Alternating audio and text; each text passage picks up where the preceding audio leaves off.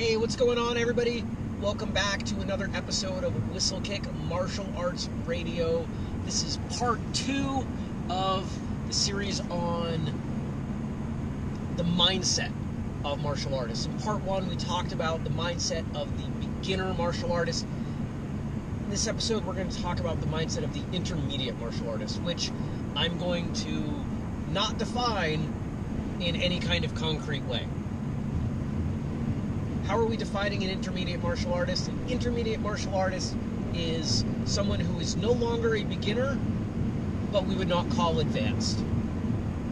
And the reason that we can't define that is that the characteristics that make someone an intermediate martial artist, this sort of in-between space, is incredibly subjective. Someone could have a beginner mindset and face all the challenges that we went through in part 1 through white belt or yellow belt or even up through blue. I've known green and purple belts who act like beginners. They still have the fear and the concern and the struggles with not knowing anything. But I think for the most part, we can think of the intermediate martial artist as your typical intermediate ranks. And of course, those vary depending on what martial art we're talking about, what school, but let's say it's generally someone who's been training for at least a few months, up to a few years. So what's the mindset of the intermediate martial artist? This is a point in time where a lot of people drop out of training because they start to feel like they've got a good handle on what's going on. They oftentimes become complacent. They start to think like they know what's going on until they start working with advanced martial artists. But your intermediate martial artist is going to carry themselves in a much better way than the beginner martial artist. The beginner martial artist is unconfident, they're unsure, and pretty much everything they do is characterized by that. But the intermediate martial artist is everything they do is characterized not by a competency, but a familiarity, an awareness of what's there, what could be, and most of them are going to be aware that they're lacking in some way. Conscious incompetence, we could call it. I've heard it described that way recently. They know that there's a lot that they don't know. But they may have some sense of what they do know. Now, quite often there's a disconnect between what they think they know and what they actually know. But that's not necessarily the case. Now, why do we have to care about the mindset of the intermediate martial artist? Because we have to interact with them. You may be an intermediate martial artist. You may be advanced or beginner. You may be an instructor. So understanding what's going on in the mind of the intermediate martial artist makes us better when we try to teach them, or we spar with them, or we simply have a conversation with them about martial arts. The intermediate martial artist, possibly more than, no, never mind. What I was going to say, I'll finish my thought because it's frustrating to be able to finish thoughts. I was thinking I would say the intermediate martial artist craves validation more than others, but I think that that's on an individual basis, so I'm not going to commit to that. The intermediate martial artist, in my experience, craves novelty.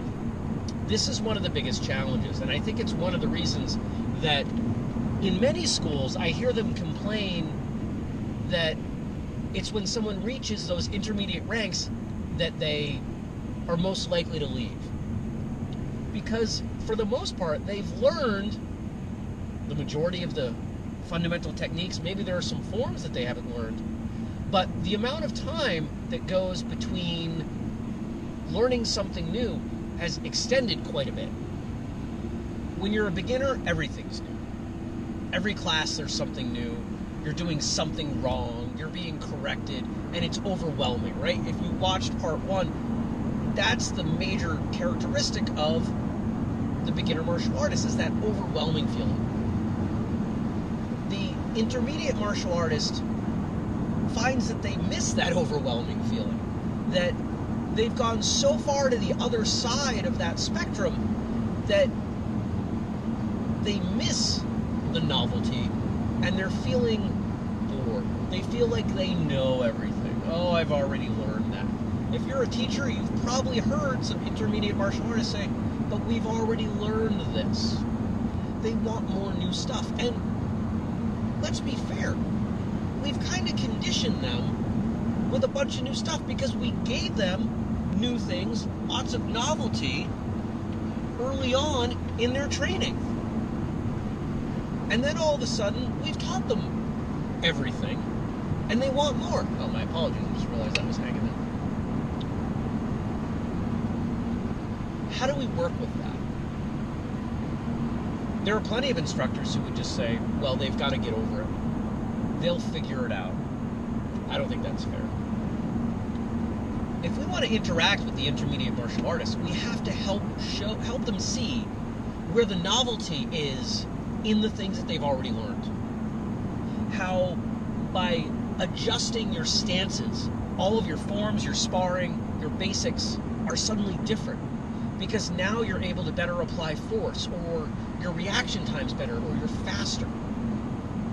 To help them get through this kind of dip in their training that honestly lasts for years, and condition them to be more accustomed to value outside of novelty, because that's going to help them get to the advanced ranks. If the mindset of the intermediate martial artist is a craving for novelty and a devaluation, maybe even an outright rejection of that which they've known and learned, if we want them to continue, we have to help them see where that new information is coming from. Helping them see the value of their own training, of helping them experiment, trying things out on their own, can be incredibly valuable. I've known intermediate martial artists who start experimenting with things and come up with really good stuff that can set the tone for the rest of their training careers.